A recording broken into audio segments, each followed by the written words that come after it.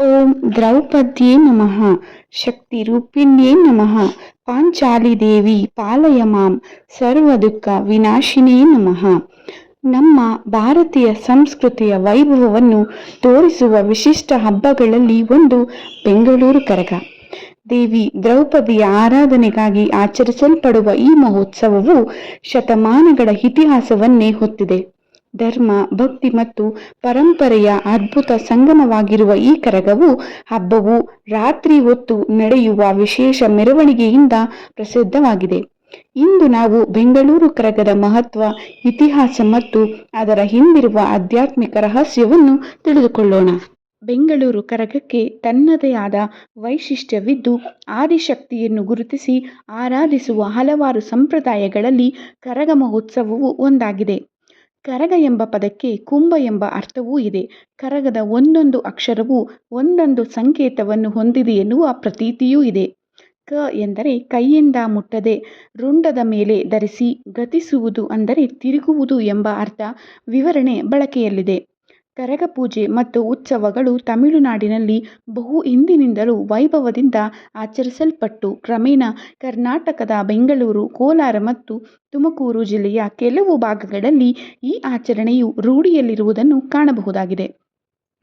ಕರಗ ಆಚರಣೆಯ ಬಗ್ಗೆ ಪುರಾಣಗಳಲ್ಲಿ ಉಲ್ಲೇಖವಾಗಿದ್ದು, ಕುರುಕ್ಷೇತ್ರ ಸಮರದ ನಂತರ ಪಾಂಡವರು ಸ್ವರ್ಗಾರೋಹಣ ಮಾಡುವ ಸಂದರ್ಭದಲ್ಲಿ ದ್ರೌಪದಿ ಮೂರ್ಛಿತಳಾಗಿ ಬಿದ್ದಳಂತೆ. ಹಾಗೆ ದ್ರೌಪದಿ ಮೂರ್ಛಿತಳಾಗಿ ಬಿದ್ದದ್ದು ಪಾಂಡವರಿಗೆ ತಿಳಿಯದೆ ಅವರು ಹಾಗೆಯೇ ಮುಂದೆ ನಡೆಯುತ್ತಾರೆ.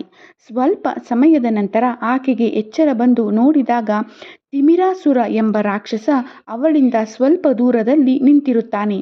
ಆಗ ದ್ರೌಪದಿಯು ಆದಿಶಕ್ತಿಯ ರೂಪವನ್ನು ತೋರುತ್ತಾ ತಿಮಿರಾಸುರನನ್ನು ಸದೆಬಡಿಯಲು ತನ್ನ ತಲೆಯಿಂದ ಯಜಮಾನರನ್ನು, ಹಣೆಯಿಂದ ಗಾಣಾಚಾರಿಗಳನ್ನು, ಕಿವಿಗಳಿಂದ ಗೌಡರನ್ನು, ಬಾಯಿಯಿಂದ ಗಂಟೆ ಪೂಜಾರಿಗಳನ್ನು ಮತ್ತು ಹೆಗಲಿನಿಂದ ವೀರಕುಮಾರರನ್ನು ಸೃಷ್ಟಿಸುತ್ತಾಳೆ.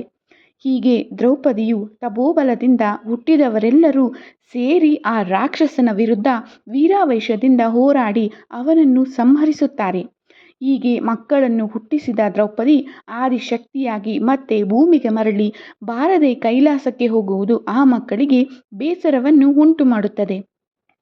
ತಮ್ಮ ತಾಯಿ ತಮ್ಮಿಂದ ದೂರ ಹೋಗುವುದನ್ನು ತಡೆಯುವಂತೆ ಶ್ರೀಕೃಷ್ಣನ ಮೊರೆ ಹೋಗುತ್ತಾರೆ.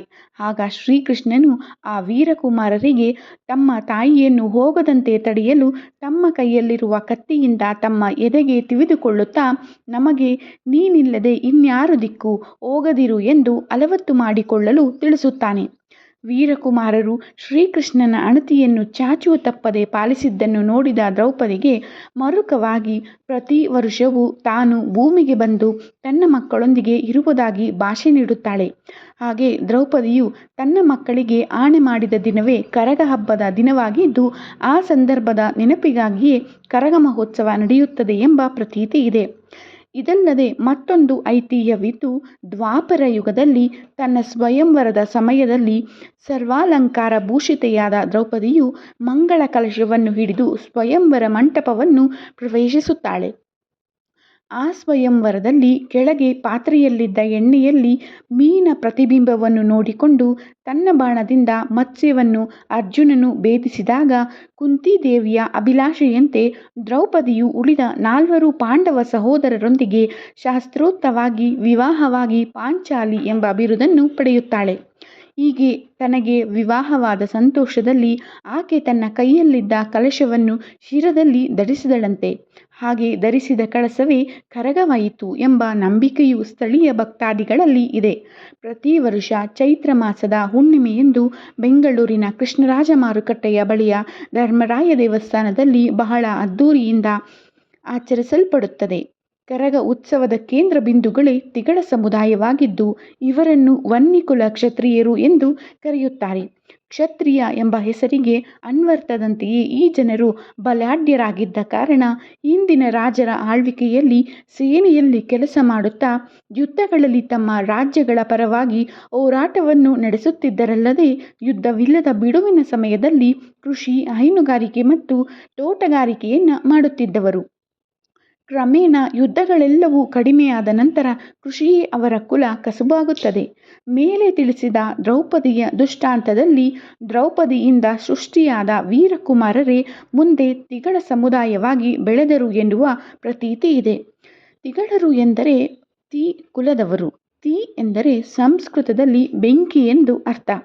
ತಮಿಳು ಭಾಷೆಯಲ್ಲಿಯೂ ಬೆಂಕಿ ಪೊಟ್ಟಣಕ್ಕೆ ತೀಪೆಟ್ಟೆ ಎಂದು ಕರೆಯುತ್ತಾರೆ. ಅದೇ ರೀತಿ ಇವರು ತ್ರಿಶೂಲವನ್ನು ಪೂಜೆ ಮಾಡುತ್ತಾರಲ್ಲದೆ ಯುದ್ಧದ ಹೋರಾಟದ ಸಮಯದಲ್ಲಿ ಅತಿ ತ್ರಿಶೂಲವನ್ನು ಹಿಡಿದು ಕಾದಾಟ ನಡೆಸುತ್ತಿದ್ದ ಕಾರಣ ಅದು ಕ್ರಮೇಣ ತಿಗಳರು ಎಂದಾಗಿರಬಹುದು ಎಂಬೂ ಸಹ ನಂಬಲಾಗಿದೆ. ತಿಗಳರಲ್ಲಿ ಪ್ರಮುಖವಾಗಿ 3 ಪಂಗಡಗಳಿದ್ದು ವನ್ನಿಕುಲ ಕ್ಷತ್ರಿಯರು, ಅಗ್ನಿಕುಲ ಕ್ಷತ್ರಿಯರು ಮತ್ತು ಶಂಭೂಕುಲ ಕ್ಷತ್ರಿಯರು ಎಂಬುದಾಗಿದೆ. ವನ್ನಿಕುಲ ಕ್ಷತ್ರಿಯರೇ ಬೆಂಗಳೂರಿನ ಕರಗದ ರೂವಾರಿಗಳು. ಈ ಪಂಗಡದವರನ್ನು ತಮಿಳುನಾಡು ಮತ್ತು ಪಾಂಡಿಚೇರಿಯ ಭಾಗದಲ್ಲಿ ವಣ್ಣಿಯಾರ್ ಎಂದು ಕರೆಯುತ್ತಾರೆ. ಈ ವನ್ನಿಕುಲ ಕ್ಷತ್ರಿಯರು ಬೆಂಗಳೂರಿನಲ್ಲಿ ನೆಲೆಸಿದ ಹಿಂದೆಯೂ ಮತ್ತೊಂದು ಪೌರಾಣಿಕ ಕಥೆಯಿದೆ. ತನ್ನ ಮಕ್ಕಳಾದ ವೀರಕುಮಾರರನ್ನು ಕಾಣಲು ಪ್ರತಿ ವರ್ಷವೂ ಬರುತ್ತೇನೆ ಎಂದು ಆಣೆ ಮಾಡಿದ ದ್ರೌಪದಿಯು ಸ್ವರ್ಗಕ್ಕೆ ಹೋಗುವ ಮುನ್ನ ಆ ವೀರಕುಮಾರರಿಗೆ ಅಭಿಮನ್ಯುವಿನ ಮಗ ಜನಮೇಜಯನ ಬಳಿ ಆಶ್ರಯ ಪಡೆಯುವಂತೆ ಆದೇಶಿಸುತ್ತಾಳೆ. ದ್ರೌಪದಿಯು ಅಣತಿಯ ಮೇರೆಗೆ ಆ ವೀರಕುಮಾರರು ಜನಮೇಜಯನ ಬಳಿ ಬಂದು ಆಶ್ರಯ ಪಡೆದು ಆತನ ಸೈನ್ಯಕ್ಕೆ ಸೇರಿಕೊಳ್ಳುತ್ತಾರೆ. ಅಂದಿನ ವನ್ನೇರುಘಟ್ಟವೇ ಇಂದಿನ ಬನ್ನೇರುಘಟ್ಟ ಎಂದು ನಂಬಲಾಗಿದೆ.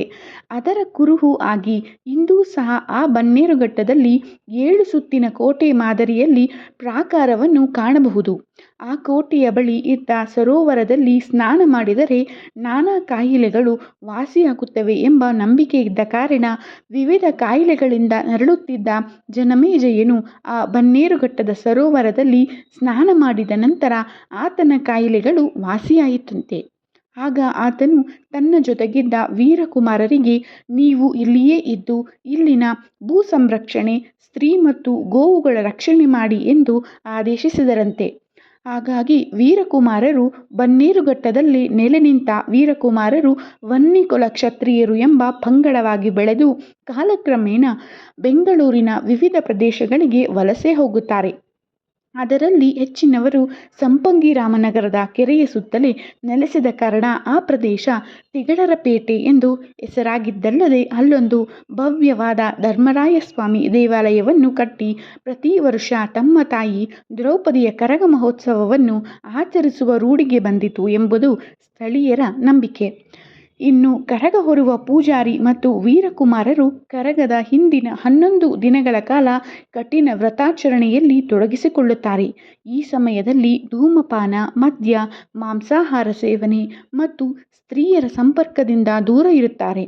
ಕರಗದ ದಿನ ಕರಗವನ್ನು ಹೊರುವವರು ಬಹಳ ಶ್ರದ್ಧಾಭಕ್ತಿಯಿಂದ ದೇವಿಯನ್ನು ಪೂಜಿಸಿ ಹೂವಿನ ಕರಗವನ್ನು ತನ್ನ ತಲೆಯ ಮೇಲೆ ಹೊತ್ತರೆ ಇನ್ನು ಕತ್ತಿ ಹಿಡಿದ ವೀರಕುಮಾರರು ಗೋವಿಂದ ಗೋವಿಂದ ಎಂದು ಗೋವಿಂದನ ನಾಮಸ್ಮರಣೆ ಮಾಡುತ್ತಾ ಅಲಗು ಸೇವೆಯನ್ನು ಸಲ್ಲಿಸುತ್ತಾ ನಾದಸ್ವರ ಮತ್ತು ತಮಟೆಯ ಸದ್ದಿನೊಂದಿಗೆ ಧರ್ಮರಾಯನ ದೇವಾಲಯವನ್ನು ಪ್ರದಕ್ಷಿಣೆ ಹಾಕಿ ನಂತರ ಇಡೀ ರಾತ್ರಿ ಮಾರುಕಟ್ಟೆಯ ಸುತ್ತಮುತ್ತಲಿನ ಬಹುತೇಕ ದೇವಸ್ಥಾನ ಮತ್ತು ದರ್ಗಾಗಳ ಬಳಿ ಹೋಗಿ ಪೂಜೆಯನ್ನು ಸ್ವೀಕರಿಸಿ ಬೆಳಗಿನ ಹೊತ್ತಿಗೆ ಮತ್ತೆ ಧರ್ಮರಾಯನ ದೇವಾಲಯಕ್ಕೆ ಹಿಂತಿರುಗುವುದರೊಂದಿಗೆ ಕರಗದ ಆಚರಣೆ ಸಂಪನ್ನವಾಗುತ್ತದೆ.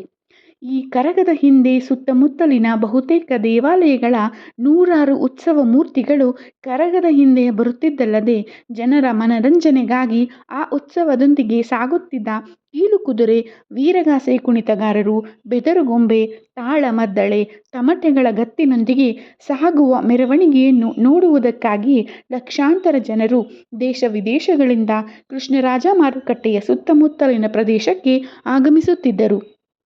ದೇವಾಲಯದ ಸುತ್ತಮುತ್ತಲಿನ ಪ್ರಮುಖ ಬೀದಿಗಳಲ್ಲಿ ಕತ್ತಿ ಹಿಡಿದ ವೀರಕುಮಾರರು ಗೋವಿಂದ ಗೋವಿಂದ ಎಂಬ ಘೋಷಣೆಯೊಂದಿಗೆ ನರ್ತಿಸುತ್ತಾ ರಾತ್ರಿ ಇಡೀ ಸಂಭ್ರಮದಿಂದ ಸಾಗುವ ಬೀದಿಗಳಲ್ಲಿನ ಮನೆಯವರು ತಮ್ಮ ಮನೆಗಳ ಮುಂದೆ ಸಾರಿಸಿ ಗುಡಿಸಿ ಭವ್ಯವಾದ ರಂಗೋಲಿಗಳನ್ನು ಇಟ್ಟು ಕರಗ ಬರುತ್ತಿದ್ದಂತೆಯೇ ಭಕ್ತಿಯಿಂದ ಹಣ್ಣು ಕಾಯಿ ನೈವೇದ್ಯ ಮಾಡಿ ಆರತಿಯನ್ನು ಬೆಳಗಿ ಕರಗ ಹೊತ್ತವರ ಕೈಯಿಂದ ಪ್ರಸಾದ ರೂಪದಲ್ಲಿ ನಿಂಬೆಹಣ್ಣು ಇಲ್ಲವೇ ಮಲ್ಲಿಗೆಯ ಹೂವನ್ನು ಪಡೆದು ಪರಮ ಪಾವನರಾಗುವುದನ್ನು ನೋಡುವುದಕ್ಕೆ 2 ಕಣ್ಣು ಸಾಲದು.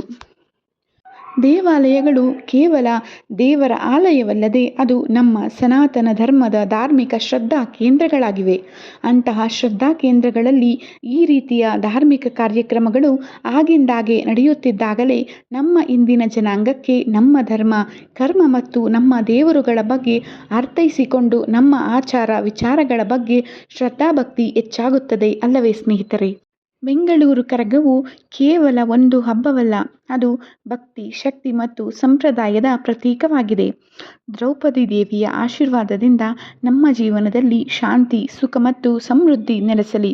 ನಿಮಗೆ ಈ ವಿಡಿಯೋ ಇಷ್ಟವಾಗಿದ್ದಲ್ಲಿ ಲೈಕ್ ಮಾಡಿ, ನಿಮ್ಮ ಸ್ನೇಹಿತರೊಂದಿಗೆ ಹಂಚಿಕೊಳ್ಳಿ ಮತ್ತು ನಮ್ಮ ಚಾನಲ್ಗೆ ಸಬ್ಸ್ಕ್ರೈಬ್ ಆಗುವುದನ್ನು ಮರೆಯಬೇಡಿ. ಇನ್ನಷ್ಟು ಇಂತಹ ಧಾರ್ಮಿಕ ಹಾಗೂ ಆಧ್ಯಾತ್ಮಿಕ ಮಾಹಿತಿಗಾಗಿ ನಮ್ಮ ಜೊತೆ ಇರಿ. ಧನ್ಯವಾದಗಳು.